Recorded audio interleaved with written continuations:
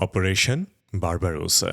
উপদেষ্টারা বারবার হিটলারকে সতর্ক করলেন, কিন্তু তাদের মতামতকে পাত্তাই দিলেন না হিটলার। এমনকি শীতের শুরুতে জার্মান সেনারা যখন সোভিয়েত বাহিনীর হাতে পরাস্ত হতে শুরু করল, তখনও হিটলার মানতেই চাইলেন না যে তার সিদ্ধান্ত ভুল ছিল।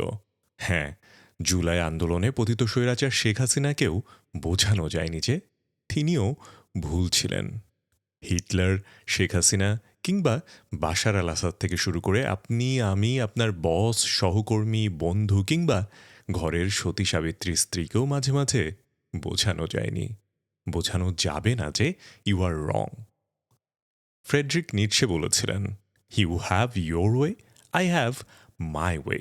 Has for the right way, the correct way and the only way, it simply does not exist.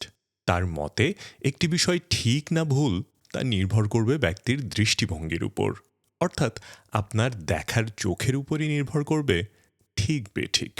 Hitler বা শেখ হাসিনাকে এক পেশে দোষ দিয়ে লাভ নেই। বিশ্বাস করুন, আমরা সকলেই কম বেশি এমন। এমন হয়নি আপনার সাথে, যেখানে আপনার বন্ধুকে কোনো একটি বিষয়ে যথেষ্ট যুক্তি বা ব্যাখ্যা দিয়েও তার ভুল ভাঙাতে পারেননি, অথবা সব প্রমাণ হাজির করার পরেও আপনি মেনে নিতে পারেননি যে আমি ভুল। তুচ্ছ কোনো বিষয় নিয়ে আলোচনা, রাজনীতি, নৈতিকতা কিংবা ধর্ম বিষয়ক আলোচনায় মানুষের এমন আচরণ যতটা স্পষ্ট, ততটুকু প্রত্যাশিতও। মজার ব্যাপার কি জানেন? আমরা অনেক সময় এমন তর্কে জড়াই যেখানে শুধু অন্যদেরই নয়, নিজেদেরও বোঝানোর চেষ্টা করি যে আমিই সহি, আমিই ঠিক। কিন্তু কেন? আমরা প্রায়ই নিজেদের চিন্তা, ভাবনা, বিশ্বাস ও আচরণে এক ধরনের অন্তর্দ্বন্দ্বে ভুগি। সোজা কথায়, আপনি হয়তো এমন কিছু চিন্তা করছেন যা আপনার মূল্যবোধের সাথে সাংঘর্ষিক। এই সংঘর্ষ থেকে আমাদের মস্তিষ্কে এক অস্বাভাবিক অস্বস্তির সৃষ্টি হয়, যাকে মনোবিজ্ঞানীরা বলে থাকেন কগনিটিভ ডিসোনেন্স। মানুষের চিন্তাভাবনা বা বিশ্বাসগুলির মধ্যে যখন অসঙ্গতি থাকে, তখন তাদের মধ্যে যেই অস্বস্তি বা মানসিক চাপ সৃষ্টি হয়, তাকেই কগনিটিভ ডিসোনেন্স বলে। আমাদের মস্তিষ্ক এই অস্বস্তি বা মানসিক চাপ একেবারেই সহ্য করতে পারে না। এই অস্বস্তিকর মানসিক চাপ দূর করতে আমাদের মস্তিষ্ক তখন নানা ধরনের সৃজনশীল অজুহাত তৈরি করতে শুরু করে। বিভিন্ন যুক্তি দিয়ে আমরা নিজেদের বোঝাতে থাকি যে আমরা সঠিক, যাকে বলে যুক্তি সিদ্ধকরণ প্রক্রিয়া। আচ্ছা, ধরে নিচ্ছি আপনি ধূমপান করেন। ধূমপানের স্বাস্থ্যগত ঝুঁকির কথা জেনে এবং বুঝেই করেন, কিন্তু কেন? আর এই প্রশ্নের উত্তর খুঁজতে গিয়েই দেখা যায় কগনিটিভ ডিসোন্যান্স। অন্তর্দ্বন্দ্ব মেটানোর জন্য আপনি নানা রকম অজুহাত তৈরি করেন। কই, এত বেশি ধূমপান তো করছি না, এই বয়সে খাবো না তো কখন খাবো, কিংবা সমস্যা হলে ছেড়ে দেয়া যাবে, এমন হাজারো অজুহাত। মনোবিজ্ঞানের দৃষ্টিকোণ থেকে এগুলো কোনো সাধারণ অজুহাত নয়। এগুলো নিজেকে শান্ত করার আমাদের মস্তিষ্কের একটি বিশেষ কৌশল। সত্যকে মেনে নেওয়া বা আচরণ বদলানোর চেয়ে অপ্রাসঙ্গিক যুক্তি সিদ্ধকরণের মাধ্যমে নিজের বিশ্বাসকে ন্যায্যতা দেয়া তুলনামূলক সহজ। আবার এরকম খুবই পরিচিত চিত্র আমরা দেখতে পাই প্রাতিষ্ঠানিক বিতর্ক চলাকালীন, যেখানে কোনো পক্ষের প্রমাণিত ভুল যুক্তি থাকার পরও তিনি তার অবস্থানে অনড়। নিজস্ব, পারিবারিক কিংবা সামাজিক বিশ্বাসের সাথে সংঘর্ষ অথবা প্রতিযোগী মনোভাবের কারণেই হোক না কেন, নিজেদের বিশ্বাস বা আচরণকে ন্যায্যতা দিয়ে নিজেকে সঠিক ভাবার সাথে কগনিটিভ ডিসোনেন্সের যোগসূত্র এখানেই। আমাদের মস্তিষ্ক আমাদের শত্রু নয়, তবে কগনিটিভ ডিসোনেন্সই অনেক সময় আমাদের মস্তিষ্ককে এমন অবস্থায় নিয়ে যায় যেখানে আমরা আমাদের ভুল ত্রুটিগুলো দেখতে পাই না বা মানতে চাই না। তখন বিপরীতধর্মী বিশ্বাসকে অবজ্ঞা করেই আমরা নিজেদের সঠিক প্রমাণ করতে চাই। আপনি হয়তো কফি খেতে খুব ভালোবাসেন। আপনি গুগলে সার্চ দিলেন, কফি কি স্বাস্থ্যের জন্য উপকারী? গুগল আপনাকে পরিমিত কফি পানের নানা উপকারিতা দেখাবে। আপনি তো মহা খুশি। তবে একই সময়ে আপনি যদি সার্চ দেন, কফি কি স্বাস্থ্যের জন্য ক্ষতিকর? গুগল এবার আপনাকে দেখাবে অতিরিক্ত কফি পানের ক্ষতিকর দিকগুলো। কগনিটিভ ডিসোনেন্সে আমরা দেখেছি কিভাবে নিজের ভেতরের দ্বন্দ্ব কমাতে বিপরীতধর্মী সব চিন্তাভাবনাকে বাদ দিয়ে নিজের ধারণাকেই সঠিক হিসেবে প্রমাণ করার চেষ্টা করা হয়। কনফার্মেশন বায়াসের ক্ষেত্রে শুধুমাত্র এমন তথ্য খুঁজে বের করা বা বিশ্বাস করার প্রবণতাকে বোঝায় যা নিজের বিদ্যমান বিশ্বাসকে সমর্থন করে। কনফার্মেশন বায়াসের প্রক্রিয়াটি অনেকটা থিসিস অ্যান্টিথিসিসের মতন। আপনার চিন্তাভাবনার পক্ষে যেমন যুক্তি থাকবে, তেমনি আপনার পছন্দমতো না হলে আপনার চিন্তাধারণার বিপরীতেও কিছু যুক্তি থাকবে। যখন একটি ধারণা আমাদের মস্তিষ্কে গেঁথে যায়, তখন নতুন তথ্য আসলেও আমরা সেটাকে আমাদের বিদ্যমান ধারণার সঙ্গে মানিয়ে নেওয়ার চেষ্টা করি। কনফার্মেশন বায়াসের ক্ষেত্রে আপনি হয়তো খুঁজে খুঁজে এমন তথ্যই বের করবেন যা আপনার চিন্তাভাবনার সাথে প্রাসঙ্গিক। যেমনটা আমরা দেখি রাজনীতিতে, আমরা সেই প্রার্থী বা দলের সমর্থনে থাকা বক্তব্যগুলোই গ্রহণ করি যাকে আমরা পছন্দ করি, আর বিপক্ষের দল সম্পর্কে কোনো ইতিবাচক তথ্য থাকলেও সেটাকে মিথ্যা বা প্রপাগান্ডা বলে মনে করি। আবার কনফার্মেশন বায়াসের কারণেই সামাজিক যোগাযোগ মাধ্যমে আমরা সারাদিন আমাদের ফিডের অ্যালগোরিদমে প্রায়ই আমাদের পছন্দের বিষয়গুলোই দেখি। আর অ্যালগোরিদমটা তৈরিও করা হয়েছে কনফার্মেশন বায়াসের তত্ত্ব অনুসরণ করেই। সব তথ্য আমাদের বিশ্বাসের পক্ষে যায় না, যাওয়া সম্ভবও নয়।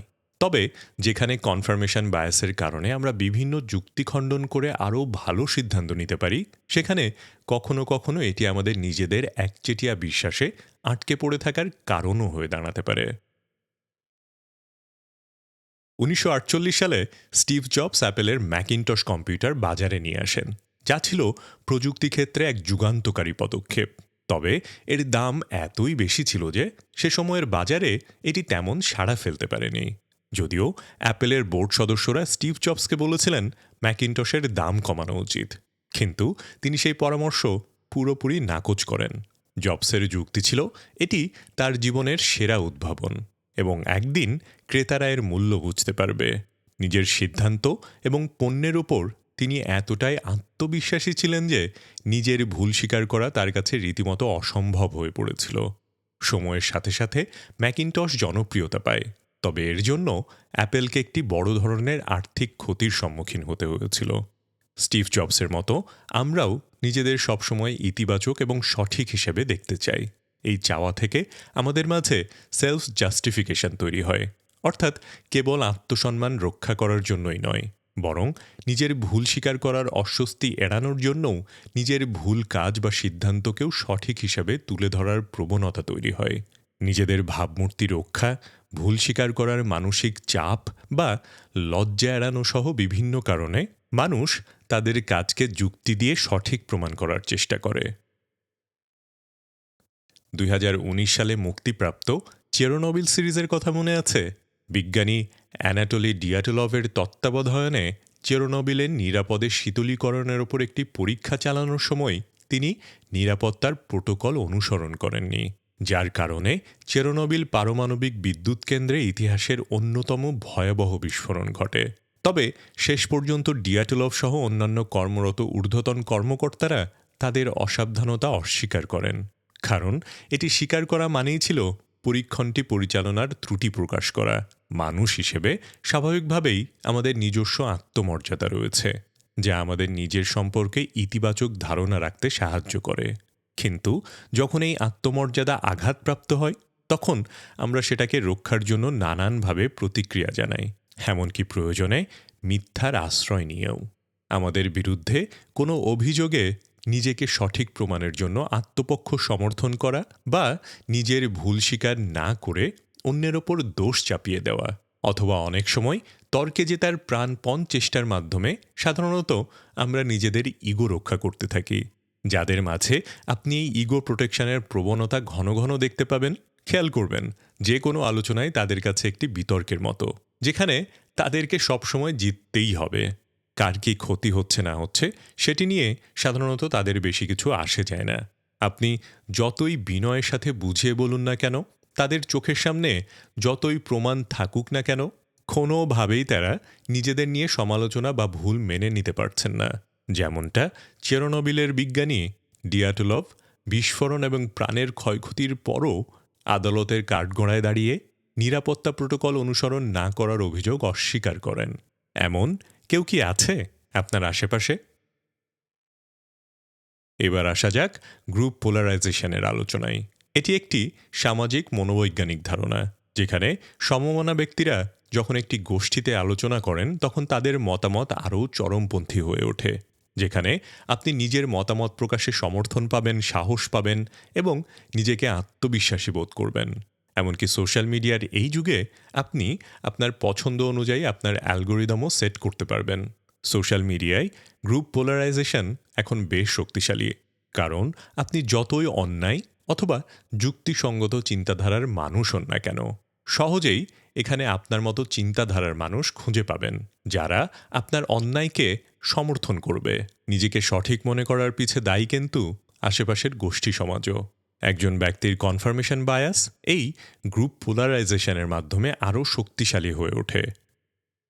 আমাদের মনস্তাত্ত্বিক প্রবণতাগুলো যেমন আমাদেরকে সঠিক ভাবতে বাধ্য করে, তেমনি এর পেছনে রয়েছে গভীর দার্শনিক ভিত্তি, যেই ভিত্তিগুলো এবার একটু দেখে নেওয়া যাক, যা আমাদের আচরণ, বিশ্বাস ও চিন্তাধারার সাথে অদৃশ্য সেতু তৈরি করে রেখেছে। স্টিভেন হকিং একবার বলেছিলেন, অজ্ঞতা নয়, জ্ঞান অর্জনের সবচেয়ে বড় শত্রু হল জ্ঞানের বিভ্রম। এই প্রসঙ্গে ছোট্ট একটা গল্প বলি। ১৯৯৫ সালের এক মনোরম সকাল। আমেরিকার পিটার্সবার্গ শহরে মানুষ অন্যান্য দিনের মতোই ব্যস্ত। হঠাৎ প্রকাশ্য দিবালোকে সেই শহরে পরপর ২টি ব্যাংকে ডাকাত ঢুকে পড়ল। ডাকাত মাত্র একজন, এমনকি তার মুখে মুখোশ পর্যন্তও ছিল না। সবাইকে অবাক করে ডাকাতটি ব্যাংকের সার্ভেইলেন্স ক্যামেরার দিকে মুখ তুলে ছোট্ট একটি হাসিও দিল। ক্যামেরায় ডাকাতের চেহারা দেখে পুলিশ দ্রুত রাতের মধ্যেই ডাকাত বাহাদুরকে ধরে ফেলল। ৪৪ বছর বয়সী ম্যাকআর্থার হুইলার ছিল সেই ডাকাত। ধরা পড়ে বেচারা ডাকাত পুলিশকে শুধালো, আপনারা আমাকে কিভাবে চিনলেন? পুলিশ সার্ভেলেন্স ক্যামেরায় তার দাঁত কেলানো হাসি দেখিয়ে বলল, এই যে এমনে। কিন্তু ক্যামেরায় তাকে দেখা যেতে পারে এই কথাটা ডাকাত মহোদয় কিছুতেই বিশ্বাস করলেন না। কারণ কিছুদিন আগে তিনি জেনেছিলেন লেবুর রস এক অবিশ্বাস্য জাদুকরী জিনিস। এই রস নাকি অদৃশ্য কালি হিসেবে ব্যবহার করা যায়। এই কথা জানার পর তিনি নিজে একটা পোলারয়েড ক্যামেরা কিনলেন। এরপর নিজের মুখে লেবুর রস মেখে এই ক্যামেরায় একটা ছবি তুললেন।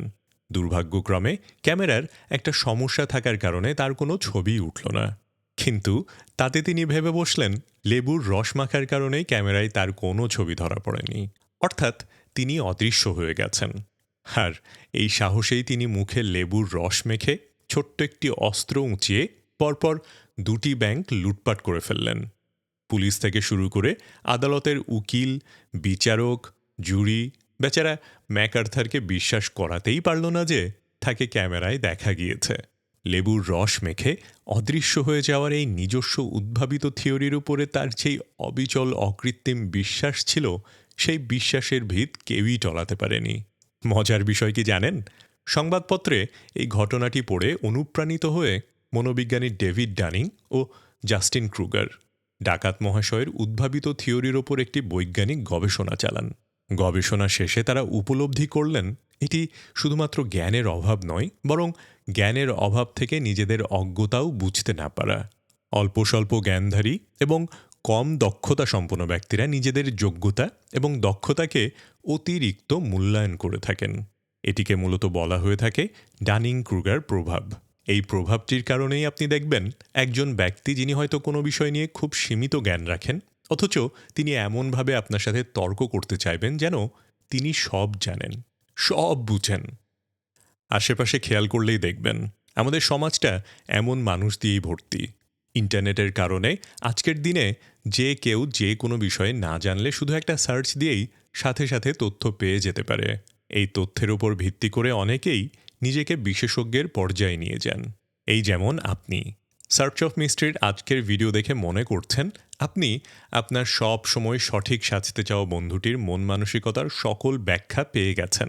তবে আসল কথা হচ্ছে শুধুমাত্র একটি ভিডিওতে সামগ্রিক ধারণা পাওয়া সম্ভব নয়।